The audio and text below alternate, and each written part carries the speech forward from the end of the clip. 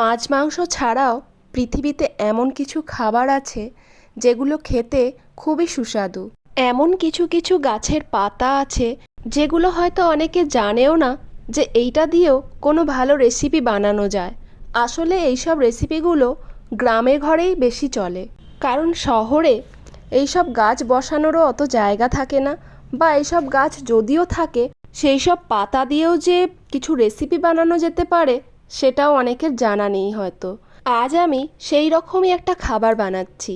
আজকে যেটা বানাচ্ছি সেটা হচ্ছে চাল কুমড়ো পাতার বড়া। আজ অনেক দিন বাদেই বানাচ্ছি, কারণ আমাদের বাগানে যে গাছগুলো হয়েছিল সেগুলো নষ্ট হয়ে গেছে, তাই আমার শাশুড়ি মাসি শাশুড়ির বাড়ি থেকে পাতাগুলো নিয়ে এসেছে। এই বড়া বানানো খুবই ইজি।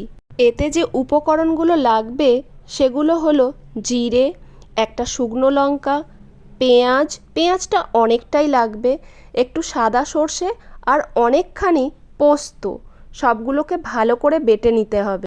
মশলাগুলো শিলে বাটলেই ভালো, শিল না থাকলে মিক্সিও ব্যবহার করা যেতে পারে, তবে পেঁয়াজটা যেন বেশি মিহি না হয়, তাহলে খুব একটা ভালো লাগবে না। মশলাগুলোকে ভালো করে বেটে নিয়ে ওর মধ্যে পরিমাণ মতো নুন আর হলুদ দিয়ে মাখিয়ে নিতে হবে।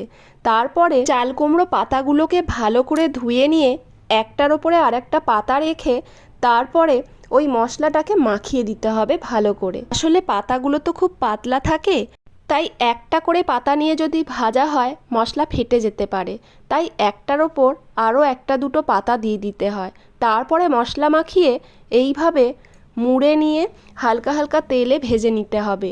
দিলেই রেডি হয়ে যাবে চাল কুমড়ো পাতার বড়া। ভিডিও ভালো লাগলে সাবস্ক্রাইব করবেন।